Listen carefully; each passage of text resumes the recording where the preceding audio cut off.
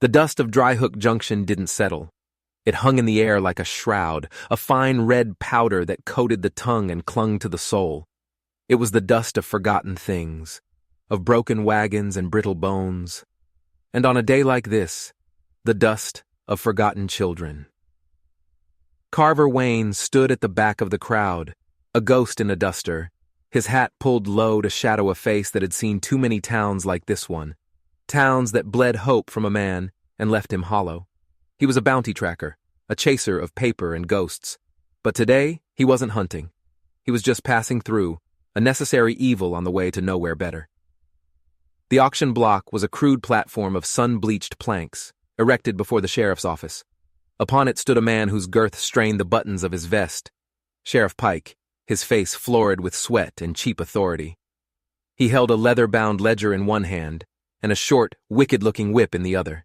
Before him, a line of children, none older than 10, stood with the unnerving stillness of saplings in a fire-scarred forest.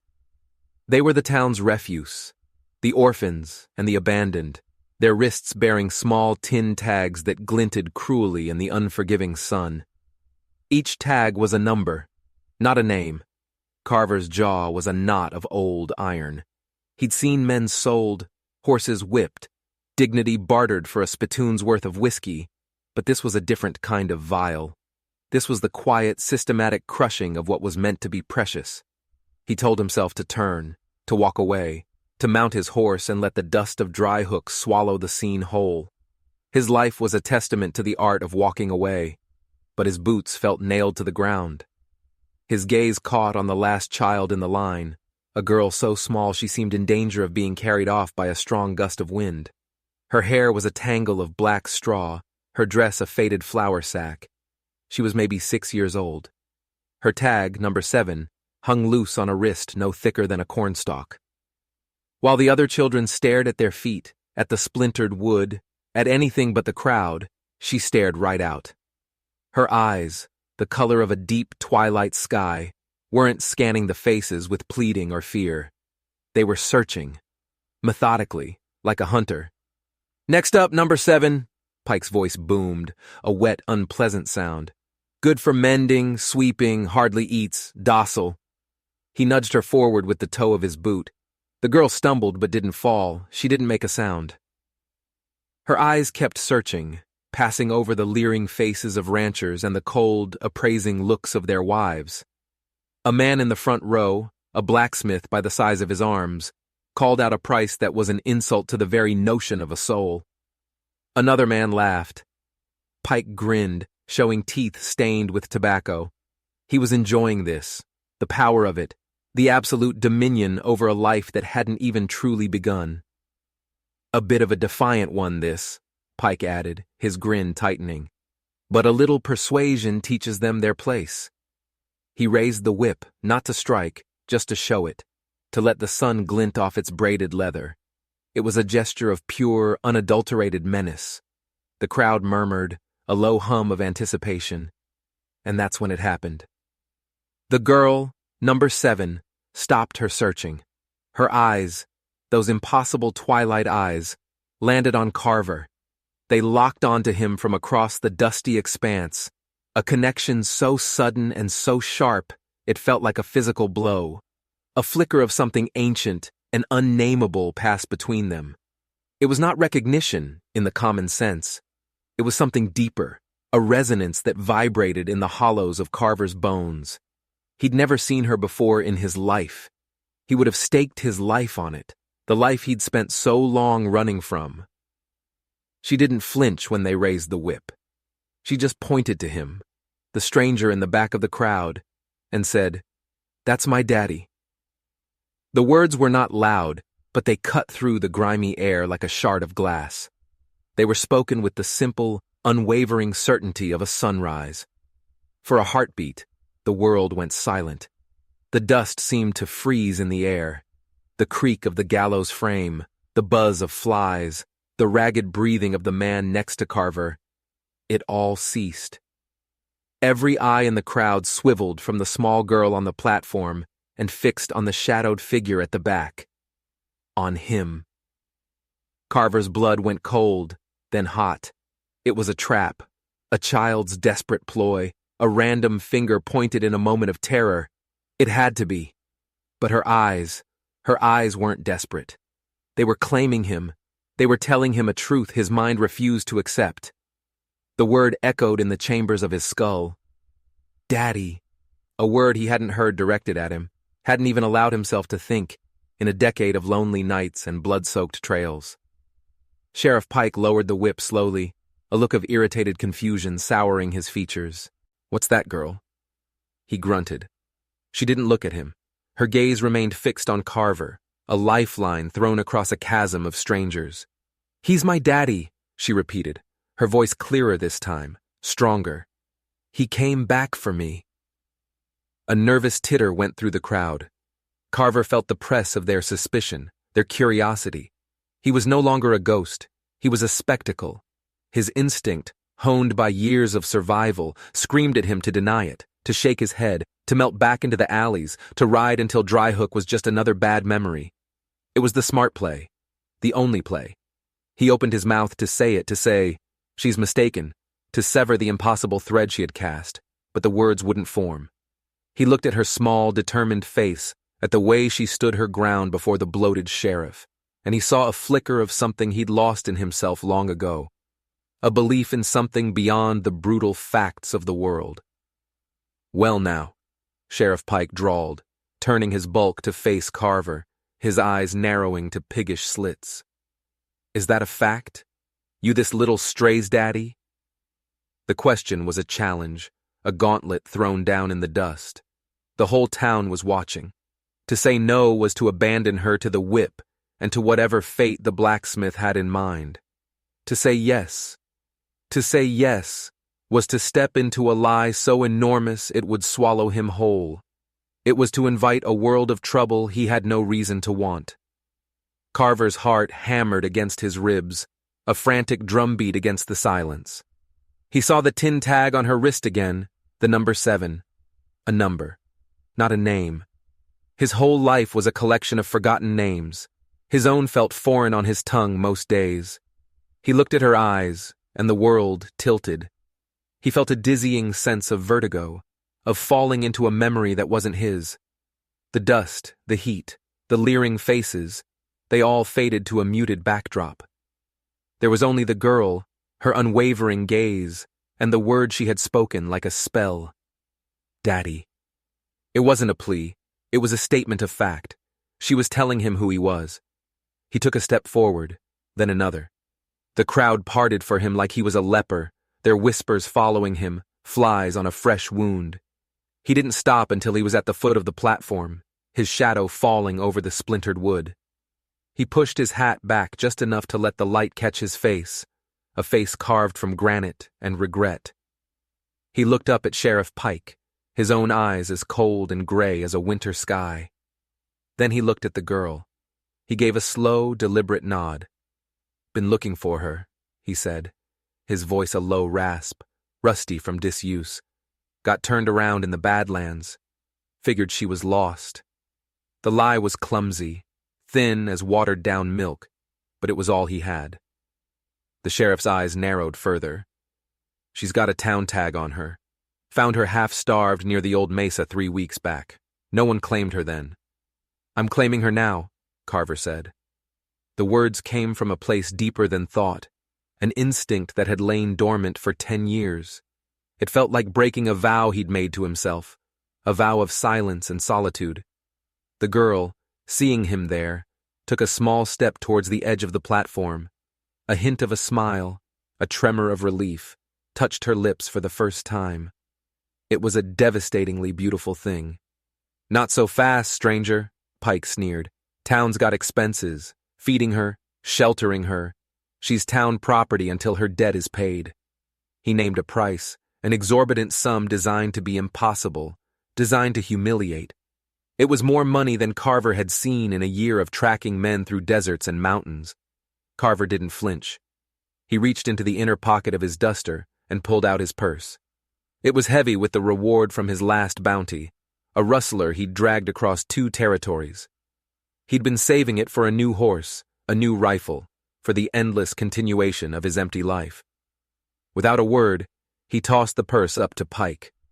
It landed on the ledger with a heavy final thud, the sound of a choice being made, the sound of a life being bought. Pike's eyes widened slightly as he hefted the purse. He looked from the money to Carver, then to the girl. A flicker of something nasty crossed his face. The frustration of a bully denied his game. He grunted, pocketing the purse. "Fine, she's yours.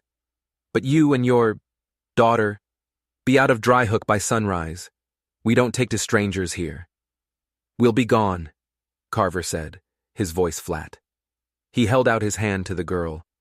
She didn't hesitate. She scrambled down from the platform, her small, dirt-caked hand finding his. It was shockingly warm, shockingly real. As her fingers closed around his, a jolt went through him, a current of pure, unadulterated energy. He felt it in his teeth. He felt it in the scar on his own hand, a faint, crescent-shaped mark hidden beneath his leather glove. He turned, her hand held tight in his, and began to walk away from the platform, away from the staring crowd. He didn't look back. The whispers followed them, but they were just noise now. The only thing that felt real was the weight of the small hand in his, and the impossible question that screamed in his mind. Why? Why him? He walked towards the boarding house, his stride unchanged, but everything inside him was in ruins. The walls he had built around his heart for a decade had just been leveled by a 6-year-old girl with twilight eyes and a single impossible word. The dust of Dryhook swirled around their feet, but for the first time in a long time, it felt less like a shroud and more like the dust of a road leading somewhere. He didn't know where. He only knew he was no longer walking it alone. The room was small, smelling of stale smoke and lye soap. A single bed with a lumpy mattress, a cracked porcelain basin, a window that looked out onto a sun-blasted alley. It was the kind of anonymous space Carver had inhabited for a decade, a place to rest his body while his soul kept running. Now it felt different. It felt crowded. The girl stood in the middle of the room, her presence filling every corner. She wasn't looking at the shabby furniture or the peeling wallpaper. She was looking at him, her gaze as steady and unnerving as it had been on the auction block. The silence was a living thing between them, thick with unspoken questions. He was a man who lived in silence, but this was a different kind. It was an expectant silence. He broke it first, his voice rough. "You hungry?" It was a practical question, a safe question. She nodded, a small, bird-like motion. He gestured to the room's only chair. "Sit. I'll go get something." He needed to get out, to breathe air that she hadn't, to think for a moment in a space that wasn't charged with her impossible claim. He turned to the door, his hand on the knob. "Don't go," she said. It wasn't a command, not a plea. It was a simple statement, laced with a fear so profound it made the hair on his arms stand up. The fear wasn't for herself. It was for him. The fear that if he left, he might not come back. The fear that this fragile reality would shatter. He stopped, his back to her. He didn't know what to do. Every instinct for self-preservation told him to walk through that door and never look back. He had bought her freedom, paid the debt. He could leave her with the woman who ran the boarding house, leave some money, and ride away. He would be a fool not to. A wanted man, and he would be wanted now for crossing Pike, couldn't be burdened with a child. But he couldn't make his hand turn the knob. He felt her gaze on his back like a physical weight. He turned around slowly. She was still standing there, her small hands clasped in front of her. She looked so breakable, and yet she had faced down a whip and a jeering crowd without a tear. He sighed, a long, weary sound that came from the soles of his feet. He took off his duster and laid it carefully on the bed. He took off his gun belt and hung it on the bedpost. The actions were mundane, but they felt momentous. They were the actions of a man who was staying, at least for now. He went to the basin, poured some water from the pitcher, and wet a corner of a gray, threadbare towel. He walked back to her and knelt down, so his eyes were level with hers. "Let's get you cleaned up," he said, his voice softer than he intended. She didn't pull away. She stood perfectly still as he gently wiped the grime from her face. Her skin was soft beneath the layers of dust. He worked in silence, his movements careful, precise, the way he would clean a rifle. Under the dirt, he saw the fine lines of her face, the curve of her cheek. There was nothing familiar about her, nothing that sparked a memory, a flicker of recognition. She was a stranger, a complete and utter stranger. He cleaned her hands, his large, calloused fingers dwarfing hers. And then he saw it. On the back of her left hand, just below the knuckles, a scar, a pale, silvery crescent, like a sliver of a new moon etched into her skin. Carver's breath caught in his throat. His heart, which had just begun to settle, started to pound again, a frantic, panicked rhythm. He dropped the towel. His own left hand, the gloved one, felt like it was on fire. Slowly, deliberately, he pulled off the worn leather glove. He hadn't taken it off in front of another person in years. There, on the back of his own hand, in the exact same place, was the same scar. A crescent moon, stark white against his sun-darkened skin. He remembered the day he got it. A fall from a barn loft as a boy, a jagged piece of tin slicing his hand. A stupid, meaningless accident. But how? How could she have its twin? He looked from his hand to hers, then up into her eyes. The twilight depths of her gaze held no surprise. It was as if she had known it was there all along. It was as if she had been waiting for him to see it. "How?" he whispered, the sound barely audible. She didn't answer the question. Instead, she reached into a tiny pocket sewn into the seam of her sackcloth dress. Her small fingers fumbled for a moment before pulling out a small brass object. It was a compass. Old, dented, the glass cracked. It was a cheap, functional thing, the kind a surveyor or a traveler might carry. She held it out to him in her open palm. "You forgot this," she said. His mind reeled. He'd never owned a compass like that in his life. He carried the sun in his head, the stars in his memory. He didn't need a compass. "That's not mine," he said, his voice strained. "Yes, it is," she insisted, with that same infuriating, unshakable certainty. She pressed it into his scarred hand. "It points home." He looked down at the compass. The needle wasn't pointing north. It was spinning lazily, as if searching for something. Then, it slowed and settled, pointing directly west. Not magnetic north, not true north. Just west. A fixed, unwavering direction. Home. The word was a punch to the gut. He had no home. Home was a place that had burned down, a memory he kept buried under miles of open road and empty bottles. Home was a woman's face he could no longer quite picture, a name, Elara, that tasted like ash in his mouth. He stared at the compass, at the impossible scar on her hand, at the fathomless depths of her eyes, and he felt the solid ground of his reality begin to crumble. This wasn't a lie. This wasn't a child's desperate ploy. This was something else, something that didn't follow the rules of the world he knew. He felt a tremor of fear, but beneath it, something else was stirring. A wild, terrifying shoot of wonder. Who was this child? He had bought her, saved her from the whip, but the terrifying truth was beginning to dawn on him. Maybe, just maybe, she was the one who had come to save him. The boarding house owner, a weary woman with kind eyes named Martha, brought them a tray of stew and bread. She asked no questions, for which Carver was grateful. He paid her for another night and for a bath to be drawn for the girl. While the tub was being filled down the hall, they ate in silence. The girl, he didn't even know her name, ate with a slow, deliberate focus, as if she hadn't had a full meal in a very long time. He found himself watching her, the small movements of her hands, the way she chewed. It was the most ordinary thing in the world, and yet it felt extraordinary. Every small detail about her was a piece of a puzzle he couldn't begin to comprehend.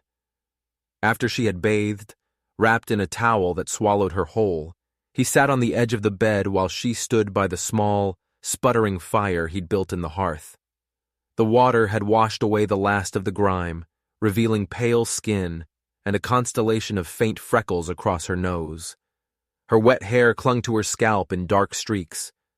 She looked even smaller now, more fragile. He finally asked the question that had been sitting on his tongue for hours. "What's your name?"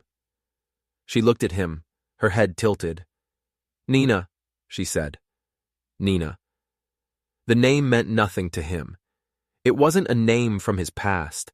It was just a name, and yet hearing her say it, it felt right. It fit her. "The tag," he said, gesturing towards the small piece of tin he'd cut from her wrist and placed on the nightstand. "It just had a number." "Pike gave me the number," she said simply, as if that explained everything. "My name is Nina." He nodded, accepting it. He felt an exhaustion so deep it was in his bones. The day had been a lifetime long. The confrontation, the choice, the money, the scar, the compass. It was too much. He needed to sleep, to let his mind rest. But he looked at the single lumpy bed, and a new problem presented itself. He was a man used to sleeping on the ground, under the stars. The bed was hers. He would take the floor. As if reading his mind, she padded over to the bed and climbed onto it, pulling the thin blanket up to her chin. She was so small she barely made a dent in the mattress. He spread his duster on the floorboards, using his saddlebag as a pillow. It was a familiar arrangement. He blew out the lamp, plunging the room into the flickering orange light of the fire. He lay down, his body aching, his mind still racing. The silence returned, broken only by the crackle of the flames. He closed his eyes, willing himself to sleep, to find oblivion for a few hours. "You're not sleeping on the floor," her small voice said from the darkness. His eyes snapped open. "It's fine, I'm used to it." "Daddies don't sleep on the floor," she said. The word hit him again, a soft blow in the dark. It sounded even more potent in the intimacy of the quiet room. He didn't have the energy to argue, to explain that he wasn't her daddy, that this was all some kind of terrible, beautiful mistake. He just lay there, the floorboards hard against his back. A few minutes passed. He thought she might have fallen asleep. Then she spoke again, her voice small and sleepy. "Will you tell me the story?" He sighed. "I don't know any stories, kid." "Yes, you do," she said, her voice filled with that same unshakable certainty. "You always tell it to me." A cold dread, colder than any winter night he'd ever spent in the mountains, washed over him. "What are you talking about? We've never met before today." "The story," she insisted, her voice getting drowsy, "about the boy made of dust, and the star that waited for him." Carver went rigid. His blood turned to ice in his veins. The world stopped. The fire, the room, the whole town of Dryhook, it all ceased to exist. There was only her voice and the words she had just spoken. The boy made of dust, and the star that waited for him. It was a story, his story, a silent, secret fable he had constructed in the depths of his own mind during 1,000 lonely nights on the trail. A story about a boy sculpted from the lonely dust of the plains, who wandered the earth, empty and hollow, searching for the one star that had fallen from the sky, the star that was a piece of him, the star that would make him whole. It was a metaphor for his own brokenness, for Ilara, for the home he had lost to the flames. It was the most private, most secret part of his soul, and he had never, ever spoken it aloud, not one word of it, to anyone. He sat up, his heart hammering against his ribs so hard he thought it would break through. He couldn't breathe. He stared at the small lump in the bed, a silhouette against the firelight. It wasn't possible. It was a violation of the laws of nature, a transgression against the very fabric of reality. How could she know? How could she possibly know the story that existed only in the silent chambers of his own heart? "How do you know that story?" he asked, his voice a strangled whisper. She didn't answer. Her breathing had deepened, grown even. She was falling asleep. He got to his feet, his legs unsteady, and crossed the room to the bed. He looked down at her. In the firelight, her face was peaceful, angelic. The dark lashes rested on her cheeks. She was just a child, a little girl asleep in a strange bed. But she was also a key, a miracle, a terrifying impossibility. He looked at the crescent scar on his hand, then at hers, peeking out from under the blanket. He looked at the impossible compass on the nightstand, its needle still pointing stubbornly west. And he looked at this child, who knew the secret name of his own sorrow. The denial he had clung to all day, the rational explanations, the idea of coincidence, it all burned away in the face of this final, shattering revelation. He didn't know how. He didn't know why. He only knew that the thread connecting him to this child was real. It was woven from scars and secrets and stories that defied explanation. It was a blood tie unspoken, a bond forged in a place beyond memory. He sat on the edge of the bed, his mind a maelstrom of shock and wonder. He felt a profound shift inside him, a tectonic realignment of his soul.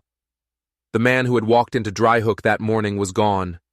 The drifter, the ghost, the man named Wayne. He was dissolving, being replaced by someone new, someone who had been claimed, someone who had been chosen. He reached out a trembling hand and gently touched her hair. It was as soft as dandelion fluff. He felt a surge of emotion so powerful it threatened to break him. It was not just protectiveness. It was a fierce, savage, and terrifying love. It was the love he thought had been burned to cinders a decade ago. It was the love he had run from, because its loss had nearly destroyed him. And here it was, handed back to him by a 6-year-old orphan in a god-forsaken town at the edge of the world. He leaned back against the headboard, pulling the thin blanket higher over her. The room was quiet again, but it was a new kind of quiet. It was the quiet of acceptance, the quiet of a man who has finally stopped running, not because he is tired, but because he has found a reason to stand his ground. He knew, with a certainty that matched her own, that Sheriff Pike would not let this go. A man like Pike couldn't stand to be challenged, to have something taken from him. He would come for her. And when he did, Carver knew he would not be able to walk away. The cost of claiming this impossible connection was coming due, and for the first time in 10 years, he was willing to pay it. He closed his eyes, not to sleep, but to listen to the steady sound of her breathing, the rhythm of a life that was now inextricably, impossibly, bound to his own. Morning came not with a gentle dawn, but with a harsh white light that bleached the sky and promised another day of searing heat. Carver hadn't slept.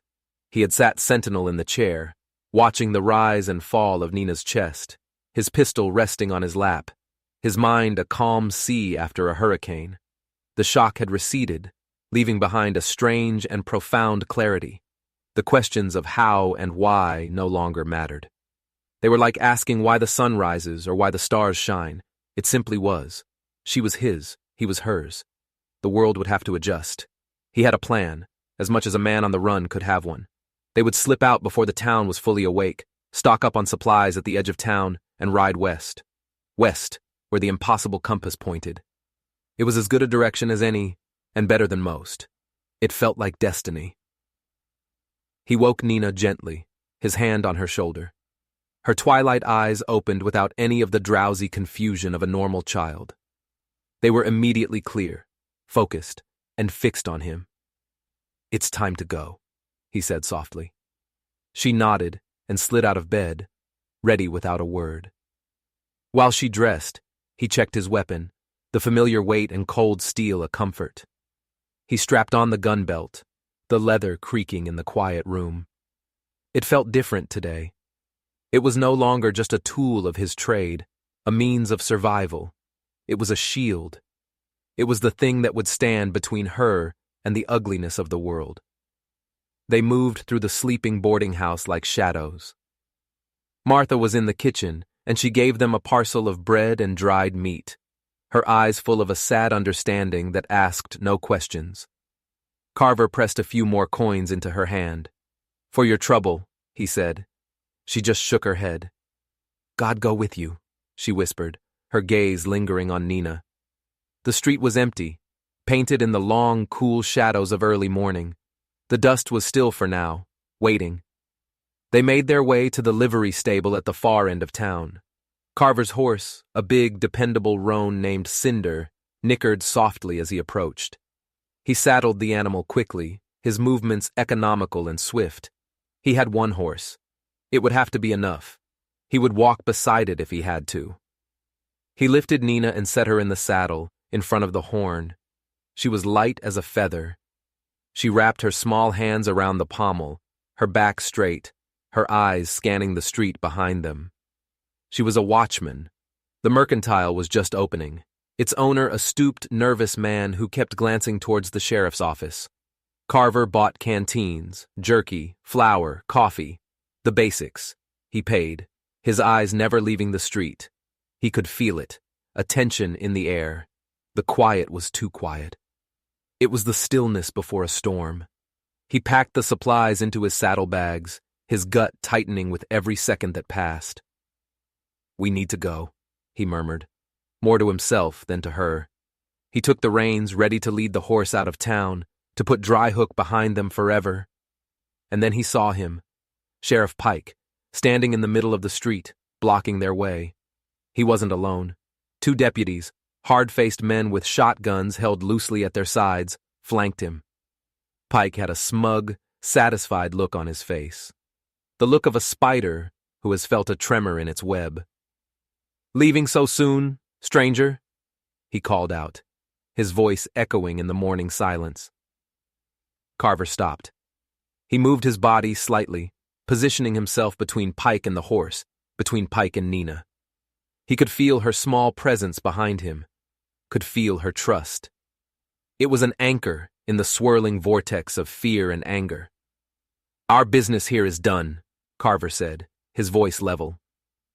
"I don't think so," Pike sneered, taking a slow step forward. "I did some thinking last night, about you, and about my property." He spat a wad of tobacco juice into the dust. "A man doesn't just toss a purse like that for some stray he lost track of. No, a man does that when he's hiding something, when he's stealing something." "I paid you," Carver said, his hand hovering near the grip of his pistol. "You paid the town's fee for the girl's upkeep." "You didn't pay me," Pike said, his voice dropping to a conspiratorial venom. "You didn't pay for the trouble of you waltzing in here and disrupting my auction. You didn't pay for the insult." He took another step. "And a man came through last night, a lawman from the Salt Teton Range. He was looking for a bounty tracker. A man named Carver Wayne. Said you were wanted for questioning about the death of a known associate of the Black Creek Gang." Pike grinned, a triumphant, ugly thing. "Seems you're a wanted man, Wayne. And a wanted man has no rights here. The girl, she reverts to town property, my property." The world narrowed to the space between them. The sun beat down, the deputies shifted their feet, the horse snorted nervously. Carver saw the play. Pike didn't care about the bounty, not really. He cared about power. He was going to take Nina back, not for the money, but for the sheer, cruel pleasure of it. To show the town, and to show Carver, who held the dominion in Dryhook. He was going to break Carver, and then he was going to break the girl. Carver's mind went quiet. The years of running, of hiding, of staying detached, they fell away like a snake's shed skin. There was no more calculation, no more weighing of odds. There was only the small, warm presence at his back, the memory of a crescent-shaped scar, and the impossible truth of a story only 2 people in the world knew. He had been running his whole life from the ghost of a promise he couldn't keep to a woman named Ilara. A promise to build a home, to protect a family. The fire had taken that from him, and he had let it. He had let the grief turn him into a ghost. But destiny, in its own strange and terrible way, had given him a second chance. It was standing right behind him, her hands gripping his saddle horn. He looked at Pike, at his smug, bloated face, and he felt no fear, only a cold, clarifying rage. He was not going to run this time. He was not going to let the fire win again. He slowly raised his hands away from his gun, a gesture of placation that was anything but. He looked Pike directly in the eye. This was it, the climax of his 10-year haunting, the moment where he chose. He could see Nina out of the corner of his eye. She wasn't crying. She wasn't afraid. She was just watching him, her twilight eyes filled with an absolute, terrifying faith. He made his first promise in 10 years. The words were quiet, but they carried the weight of a reborn soul. They were spoken not just to Pike, but to the girl, to the ghosts of his past, and to whatever power in the universe had guided their paths together. "You're not touching her," he said. Pike's grin faded. "That's a mistake, Wayne." "No," Carver said, and his voice was as solid as the mountains, as final as a grave. He spoke the second part of the promise, the part that sealed his fate and gave him back his name. "I'm not leaving her." It was the last word he spoke before the world exploded. Pike went for his gun, and the air split with the roar of a gunshot. But Carver was faster. He was a man who had lived by his speed, and in that moment, he was not just fast, he was lightning. His hand blurred, the Colt seeming to leap into it. He didn't aim for Pike. He aimed for the deputy on the right. His shot was a punctuation mark to his promise. The deputy staggered back, clutching his shoulder, his shotgun clattering into the dust. Carver didn't wait. He dove, not away, but forward, towards the horse, grabbing the reins. He vaulted into the saddle behind Nina, his body a shield around hers. "Hold on!" he yelled, his voice a raw command. He kicked Cinder hard, and the big roan lunged forward, not away from the fight, but through it. It was the last thing they would expect. Pike's second shot screamed past Carver's ear, close enough to feel the heat. The second deputy brought his shotgun up, but Cinder was a force of nature, a charging beast of muscle and panic. The horse slammed into the deputy, sending him sprawling. Carver fired again, not to kill, but to create chaos, a shot into the dirt near Pike's feet that sent the sheriff stumbling back. They were through.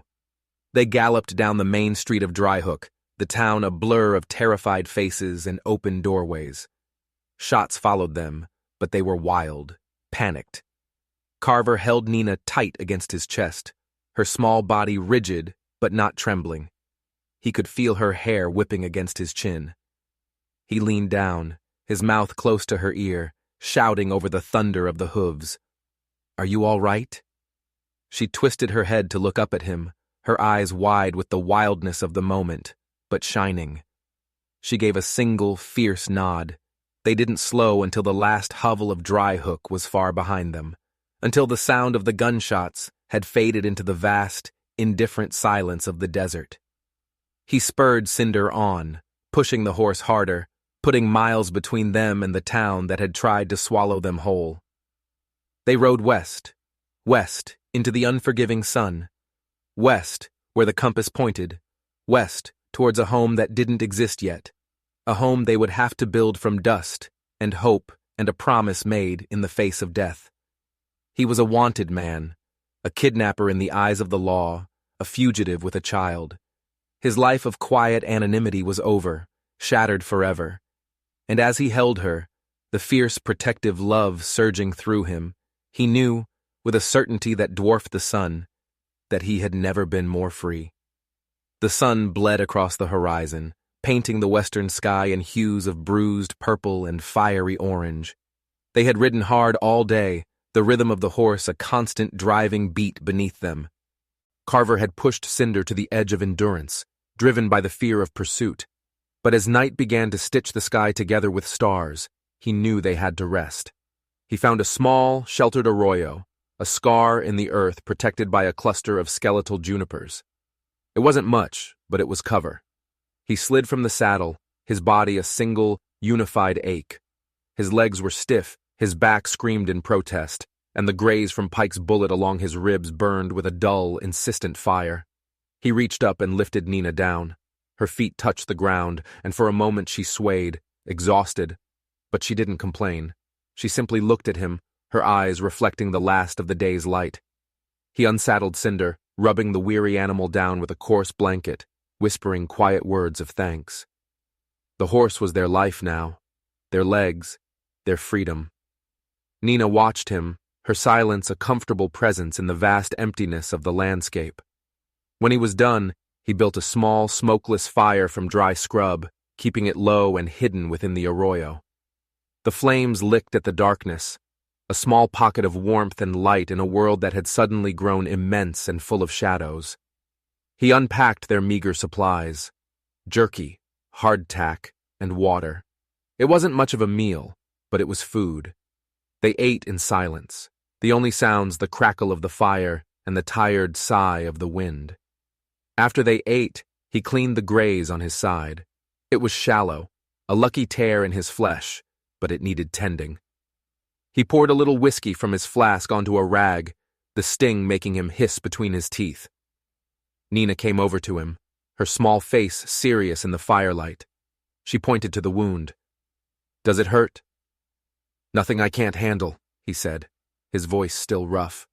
She reached out a small, hesitant hand and touched the edge of the bandage he was tying. Her touch was feather light, but it sent a tremor through him.